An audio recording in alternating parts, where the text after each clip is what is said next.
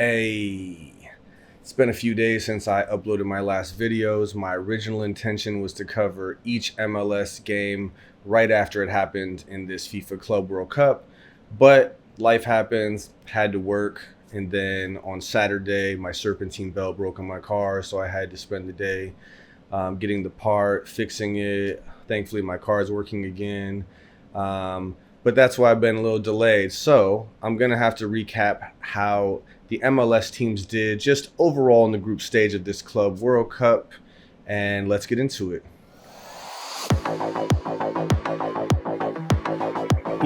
This channel is really because I'm a busy guy. I don't really have that many people to talk to about US soccer, and the people I do talk to about soccer don't really care for the MLS.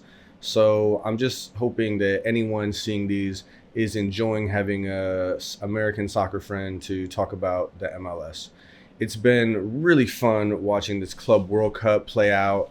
I know going into it, I was just really excited to see how the teams did up against teams from other countries, like the Brazilian teams, of course, the European teams, the African teams, anyone they were going to be playing. And it really didn't disappoint. I feel so validated in loving my league. Obviously, you can watch it and you can see that there's these gaps in quality and experience. But to be honest, it's not as big as I think a lot of people thought. And the games were a lot closer than I expected, a lot more exciting. I'm going to get into each team, and I think I'm going to rank each MLS team out of the three who I think from worst to best, how they did and why I think that. So let's get into it with my third place MLS team in the FIFA Club World Cup.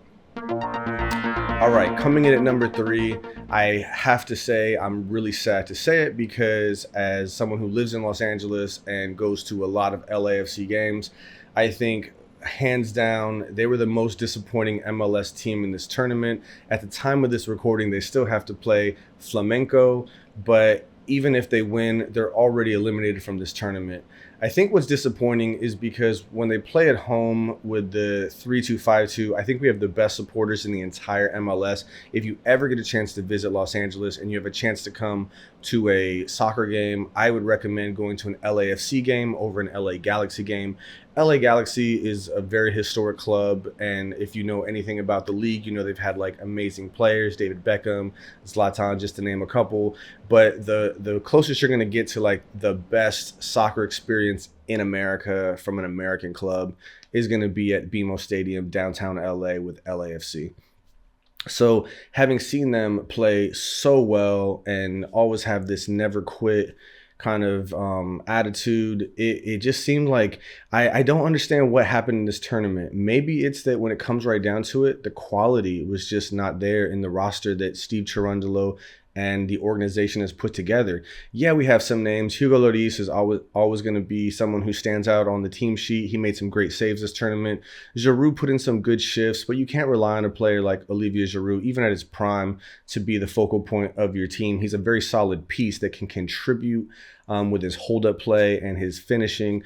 But at this stage of his career, he's not going to impact the game in such a way that you can just rely on him. I think the people that we rely on for that is like Denny Bwanga, and he just could not find his shooting boots the whole tournament. Like, he had some chances, he didn't finish. The first game that they played against Chelsea, it looked like they had a lot of fight, but maybe it just took too much mental energy, physical energy, that when they lost, they were just dunzos. And I never saw them bounce back. The second game against El Tunis, which is this team from Tunisia that they played in Nashville, it was really disappointing. I thought on paper this was our best chance to secure some points. I thought a win would be realistic, maybe even a tie, but they just didn't show up to play. There didn't seem to be any urgency. They didn't seem to have a game plan that was like seeking a goal. On defense, they were all over. They just couldn't seem to cover their man. And it was very clear that El Tunis was playing like this game mattered, and they were determined to win. And they just, through sheer determination and good high tempo play, they just outplayed us out of the stadium. I don't know how to explain the drop, the lack of quality from LAFC. Maybe we're at this point were just a really good MLS team. But when it comes to facing up against competition they've never seen before at a pace that's higher than what they're used to in the MLS, they just couldn't cut it. I think that nothing, kind of sums up the experience that LAFC had in this tournament, with the fact that they had a chance to score one at the end. They got a deserved penalty kick, and Denny Bouanga, who's almost automatic, he gets the penalty kick saved. I really can't explain how they got every single thing wrong. I do think that Steve Cherundolo has to take some of the blame for this run in the tournament. I know there's still a game left against Flamengo, but these Brazilian teams have been amazing. Like, it's been so fun to watch these Brazilian teams. In fact, as an American soccer fan, I think I'm going to try to find out what channels are showing the Brazilian league, and I want to follow all of these guys now. Botafogo, Palmeiras, Flamengo I had heard of as a little kid because I'm pretty sure one of my favorite Brazilian players of all time, Romario, who won the '94 World Cup in the U.S., I believe he played for Flamengo. But all of these teams, they're just so fun to watch. One of the decisions that even the announcer called out in this LAFC versus El Tunis that I thought myself as I was watching it. So we're chasing the game, we're losing, and Steve Cherundolo decides to take Olivier Giroud off and puts on Ebobisse, another striker.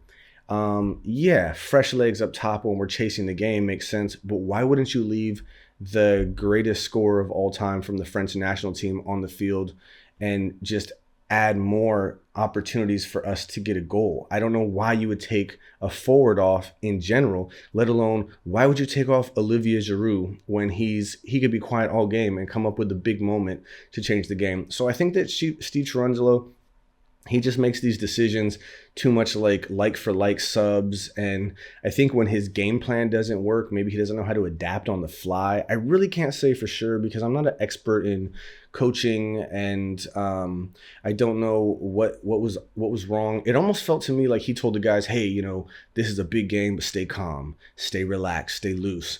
And it seemed like the other coaches are saying, stay intense, stay high energy, really get out there and press the ball and knock the ball around, quick passes, one or two touches, get the ball out of your feet. And Cherundolo is trying to be like this Zen guy who's telling everyone to be calm. They look so calm that it looked like they didn't realize they were in a game that was win or go home. So number 3 out of the MLS teams, breaks my heart to say it, but LAFC, the black and gold, they just look terrible in this tournament, and I hope they can turn it around and have a great MLS season because this certainly wasn't what I wanted to see from them this summer. All right. In second place out of the MLS teams that participated in the FIFA Club World Cup, and they're only coming in second place because of their results in the standings, but their performance I thought was amazing and beautiful, and the score lines and ending last in the group doesn't reflect how well they represented the MLS. They were in a group with PSG, Atletico Madrid, and Botafogo, who I'm now a fan of. I think that they're a great team out of Brazil. But going into it, when I looked at it, I was like, Seattle has the hardest group. They have the least likely chance to get out of the group. But what they did every single game, they played with so much intensity, and they were running around so fast. They were pressing the ball. They're trying things. They're trying to generate goals. They're going in for hard tackles. They're investing in it emotionally. I thought they gave Botafogo a great game. I thought they deserved, I said in a previous video, they deserved a tie. I think they could have even won that thing. They lost to Atletico Madrid, but they played their hearts out again, and they like rose to the level. They were playing, and they made it competitive. And as a fan of the MLS, it made it fun to watch. I really, really love seeing the passion. I love seeing Christian Roldan going in for hard tackles. One thing I will say that I think that maybe LA gets wrong and Seattle gets right is, Brian Smeltzer is a Seattle guy. He's coaching it. And I heard him in the press conference leading into the Atletico Madrid game. And he talks about how there's this culture in Seattle or of the Northwest where you get up and you work hard. And that comes through on the fields. And as I'm watching the game, they're saying, this person is a homegrown, this person is native to Seattle. And they're playing like they're representing more than a club, more than their career. they're representing where they live. It's something that I used to really, really like about European soccer when I was a kid, is that the teams had local guys that are from the neighborhoods, and they come through the juvenil, or, the youth system, and then they make it to the top, the main team. And so you're like cheering for people that you see in the neighborhood, that you see walking their baby stroller, or you might see them out. And so you're like, they represent my community. Seattle, I think, has that culture, and they certainly play like it on the field. I was bummed not to see Jordan Morris get more time. I think he's coming off of an injury, but the players that were out there, they were just really fun to watch, because it was almost like, hey, Atletico Madrid, PSG, we might not be favored to win this. It might not even be realistic, but you're going to have to earn these wins, and you're going to have to play like really good to get us. You're not just going to walk over us. Case in point, the Atletico Madrid goals, cherry. I didn't get a chance to see the PSG game because I had to work, but I think I saw the very end of it, and I saw the score. So I can't really comment specifics on that game, but the fact that it was 2-0 and PSG is a monster, a huge, huge club, I can almost tell you that I'm also proud, without even watching that third game, that Seattle represented. And they should hold their heads high. The city should hold their heads high. All the people that went out to Lumen Field and supported those games, they should be proud. And as an MLS fan, I think it's no coincidence that Seattle was the very first MLS team to win the CONCACAF Champions Cup, and to qualify for the Club World Cup. And they were the first MLS team to participate in the FIFA Club World Cup before this new iteration with the expanded number of teams. So Seattle Sounders, you're only number 2 because you were dealt a very tough hand. But and the team who finished number 1, who we're about to get to now, obviously they were just fantastic. But Seattle Sounders, love what you did in this tournament, and looking forward to see more from you this season. All right. If you know which MLS teams are in this tournament, you absolutely know who the number 1 team is going into the knockout stage. It's got to be Inter Miami. So yes, the league, the fans, everyone that follows the MLS and is rooting for us to do good in this tournament, we all kind of saw Inter Miami as our best chance, because anytime you have Messi and co on the team, you have a chance to win soccer games. Now, have they had like a rocky season so far in the MLS? Sure, but the MLS, I feel like these players, they perform at the level that they're asked to perform. So when they're with a lower quality competition in the MLS, I don't think they do as well, just because they're being dragged down by the level. That's not to say that MLS is not a fun, competitive league, but you know what I mean. We're not watching Champions League week in and week out. It's not the English Premier League. Now, here in the FIFA Club World Cup, I mean, if you had told me that Inter Miami was going to go through to the knockout round and almost win their group, I would have said, yes, I'll take that any day. And it almost happened. I watched Inter Miami play Porto, who, if you don't know, Porto is a very, very good club out of Portugal. I think the 3 biggest clubs in Portugal are Porto, Benfica, and Sporting Lisbon. Porto has won the Champions League with Jose Mourinho, and I thought this was going to be by far the hardest game. In hindsight now, I'm like, man, El Ali really, Inter Miami could have won that game. And El Ali should be very, very proud that they held Miami goalless. And Miami should also, it should feel like it was even. But Porto, I couldn't believe it. They were like, Inter Miami's playing really, really fast, really tidy on the ball. It's interesting to see Messi play at this stage of his career, because he does a lot of walking, but he's credits that as why he has so much longevity and why he's able to play at the top level. So you'll see the team buys into this idea that you got to let Messi walk around, and the younger guys have got to just pick up the defense whenever he can't be giving you that full 90 of sprinting. But it works, and they're playing Porto. Porto obviously has some great young talent, but Miami stayed in the game. They scored a beautiful goal from Avila to get back in it. I got so excited, I jumped off the couch. And then right when you think it's going to be a tie and you're like, man, are two ties enough to get through the next round? Messi gets fouled right in that spot that all MLS fans and probably all soccer fans at this point in the world know. If you give Messi one bite of the apple from that spot, it's like this is like a free throw to him, like in basketball. Now I have seen him miss them, but you're like, in the big game, in the big moment, is Messi going to miss this? This seems like the times his whole career where he makes them. And sure enough, he stands over the ball, they line up the wall, and boom, upper 90, Messi scores the game-winning goal, and off we go with 4 points into the third game. It was a beautiful, beautiful goal, and it was an amazing experience as an MLS fan because, like I've said, I just want to see how we do against other teams because we don't get to participate in the Champions League or the Europa League, Conference League, any of that stuff, So seeing them beat one of the giants of Europe was amazing. I'll never forget how that felt watching an MLS team led by Lionel Messi beat Porto, and it was so much fun. So taking that energy, I did get to see Miami play Palmeiras in the last game, and everything to win, everything to lose. I'm really bummed that it ended up 2-2. Palmeiras came back and scored two very well-deserved goals. Another Brazilian team that I like, man. And I'm learning that these guys have, all these teams from Brazil that are participating in this tournament, they have such a rich history of winning. And I think the coach has won 2 Copa Libertadores, maybe with Palmeiras. Young guy, but the team looked great. I think they Estevao, their forward, is going to be playing for Chelsea next year. That should be exciting. But yeah, Miami 2-0. They were leading 2-0. And the first goal was a beautiful assist from Luis Suarez. I love Luis Suarez. I know some people over the years don't like him. I love him. I've always loved him since he was at Liverpool.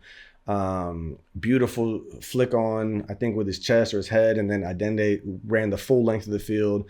Boom, slots it home. Goal number 1. The second goal, man, that really that was fun to see. They give Luis Suarez a lot of crap because he can't run the same because of that knee stuff going on with him. But he still got it. And I think that it almost worked to his advantage. He looks like he's about to he's bumbles through this first contact with the defender, and then he kind of plays the touch too far, and in the last minute he cuts it and it bounces off the defender. It wasn't the most graceful finesse, dribbling you've ever seen in your life, but Luis Suarez has never been this super graceful dribbler like Messi. He just kind of knows, he just takes the touches when he has to, and he gets by defenders, and he gets his shots off, and he shoots rockets, and that's exactly what he did. He takes one touch to the left of the defender. I think the defender was thinking he's going to try to whack it with his right foot and go far post, because earlier in the game he was taking one touch shots from way far out. It was damn, you should have taken another touch or something. But he takes a touch to his left foot and rifles it into the upper left corner, upper 90. I think the goalie got a finger on it, but it was goal time, and it was man, Luis Suarez, validation, they're back. But like I said, Palmeiras came back. They kept working really, really hard. They earned their tie. And I think the most disappointing about letting them come back, get those 2 goals, is how it made the table shape up. So had Inter Miami won this game, they would have finished number 1 in their group instead of number 2 in their group. And then they would have played Botafogo in the round of 16.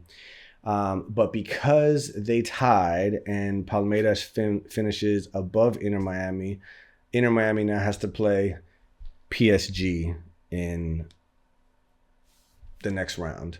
So, how, beautiful. Messi gets to play against the club that he was with before he came to Inter Miami. What a nice reunion. Should be fun. I don't know. I think, anyone can win any day, but I think I would have preferred that we played Botafogo in the next round. We'll see. As long as at this point, I think they've already succeeded. No MLS team has ever won a game in a FIFA Club World Cup.